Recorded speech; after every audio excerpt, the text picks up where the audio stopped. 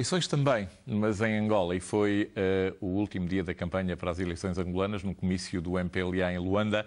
José Eduardo dos Santos, que é líder há praticamente 3 décadas, prometeu, num novo mandato, se o tiver, aprofundar a democracia, disse ele, caso vença na sexta-feira, o que é francamente provável. O histórico chefe de Estado prometeu também mais investimento público, aí está, e investimento privado, que crie postos de trabalho, numa altura em que se estima que a taxa de desemprego no que é uma das nações mais ricas em recursos do mundo, ronde os 25%. Num discurso muito focado na independência e nos seus combatentes, José Eduardo dos Santos instou ainda os empresários angolanos a afirmarem-se e a trabalharem em pé de igualdade com os estrangeiros. Vamos ouvi-lo.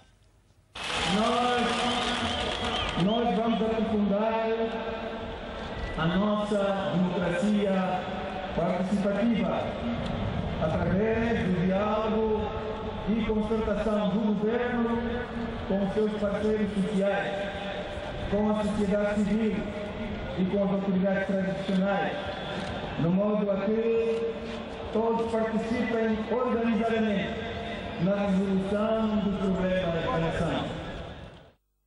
Xavier de Figueiredo, uma das reflexões que tu tens, uma das constatações talvez na tua publicação, o African Monitor, no último número, é que o clima de insatisfação e animosidade contra o regime de José Eduardo dos Santos, com o José Eduardo dos Santos o mais visado, estaria a ter reflexos negativos, o estaria é condicional, é meu, na capacidade de mobilização do MPLA, conforme ficou patente em 2 comícios em Luanda, cuja participação popular não teria correspondido às expectativas. Sim, isso é um facto. Pronto, o que se passa é que Angola, enfim, tem a democracia que tem e os fatores estritamente políticos e eleitorais não são aqueles que são determinantes depois no resultado das eleições. O que vai contar são outros elementos e, em especial, a hegemonia que o MPLA tem sobre o Estado, o Estado em termos de instituições e de recursos, e também alguma capacidade que tem para, segundo dados que foram divulgados ultimamente, de conseguir condicionar o funcionamento do próprio sistema eleitoral. Portanto, esta adesão ao MPLA, esta base eleitoral mais reduzida do que aquilo que é alardeado, apesar de tudo, não constitui um risco. Não constituindo um risco, o MPLA, como vamos lá ver, veículo para estas sucessivas conquistas de poder, é uma entidade uniforme neste momento ou ela própria está fragmentada dentro das suas contradições? Quer dizer, está a transformar-se por efeito da própria evolução. Já vai ser visível a transformação neste momento? Eu acho que vamos assistir a um ajustamento. Por exemplo, nos últimos anos, nos últimos 2 anos, surgiram fenómenos de contestação interna. Há liderança. clivagens internas no MPLA que se manifestam de diferentes maneiras e naquela própria sociedade que se identificava com o MPLA, enfim, em função de vários fatores, tem havido um distanciamento. E é isso que vai passar. Os números são particularmente preocupantes em Angola. 25% de desempregados fala por si, num país onde há uma carência total de mão de obra e de desenvolvimento, portanto, isto são daqueles paradoxos difíceis de justificar e com o rendimento que o país gera.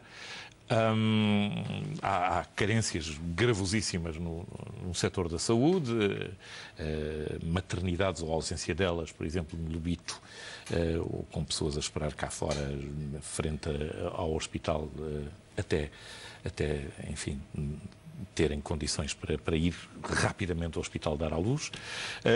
Tudo isto no meio de uma incrível liquidez que se espalha pelo mundo fora dos oligarcas angolanos? Pronto, eu julgo que o próprio regime está ciente da sua impopularidade, porque sofreu um desgaste muito grande pela sua longevidade. Isso provoca fadiga em Angola ou em qualquer parte do mundo.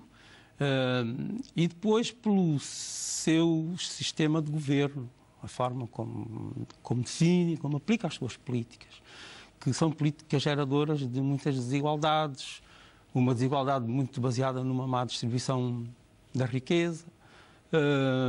Isto, se fosse uma verdade pura, se para além disto não existisse mais nada, normalmente isto teria reflexos nefastos no resultado eleitoral.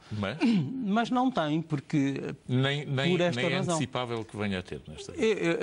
Eu julgo que a tendência será para um dia vir a ter, até porque a situação, a coesão interna se tem desgastado. Quer dizer, por efeito. Aliás, a coesão interna no MPLA foi muito consolidada em função da existência de um inimigo, um adversário, que era a UNITA, que desapareceu. Isso criou um vácuo.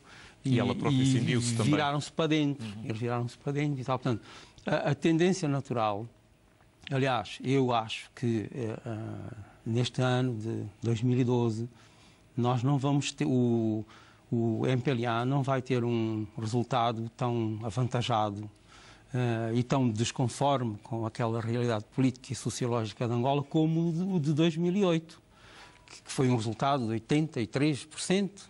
Aliás, que também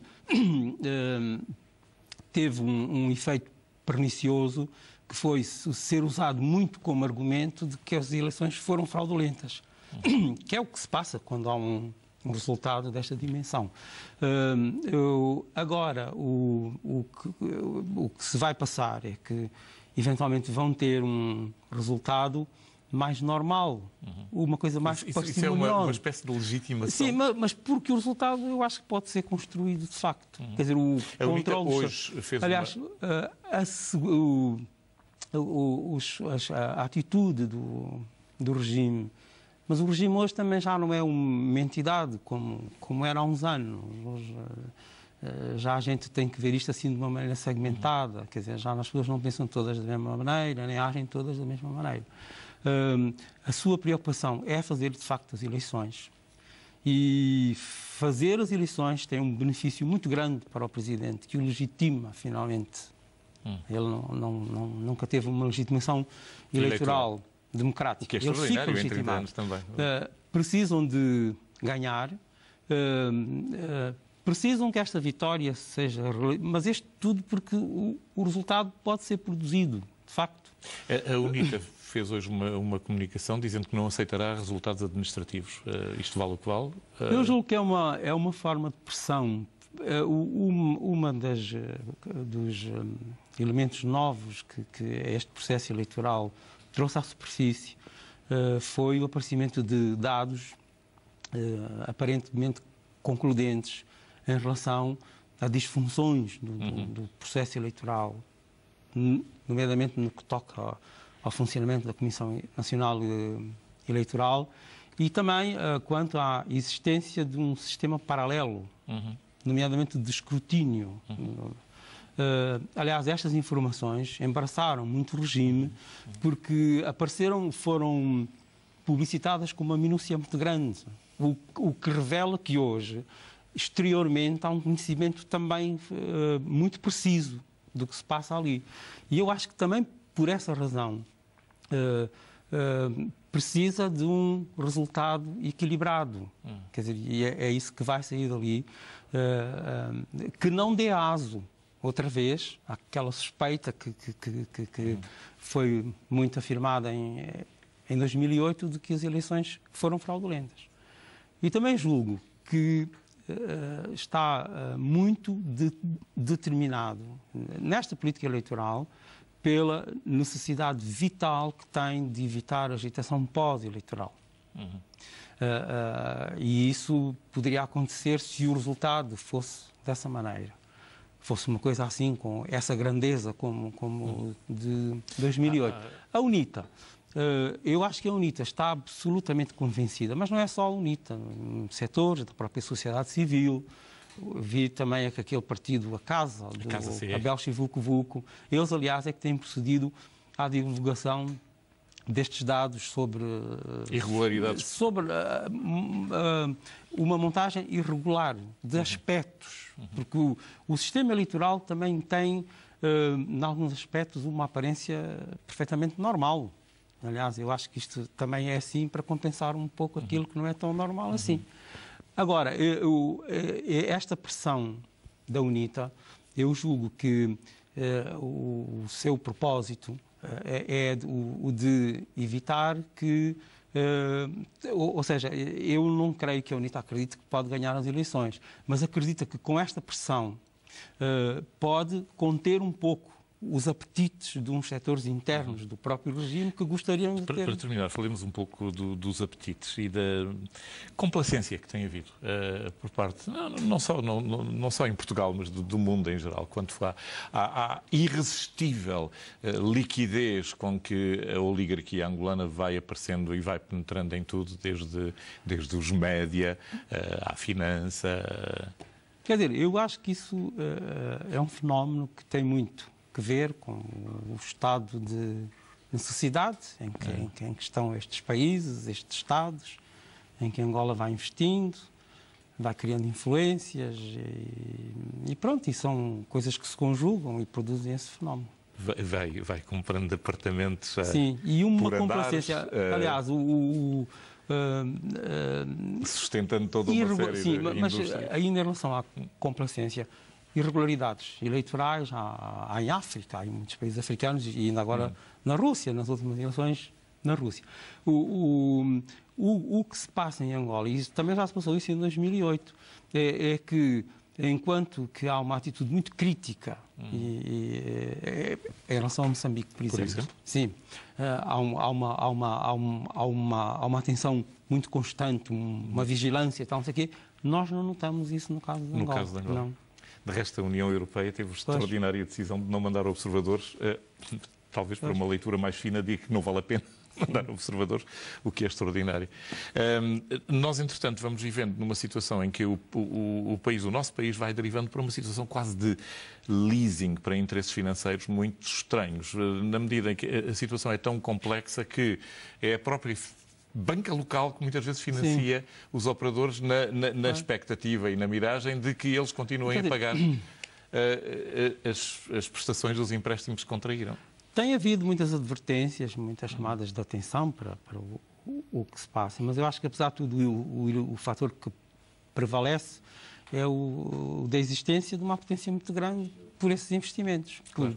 por esses capitais sim. Irresistíveis. Sim. Muito obrigado por teres vindo a este Obrigado. Jornal das 9. Um prazer Obrigado. voltar a ter-te aqui.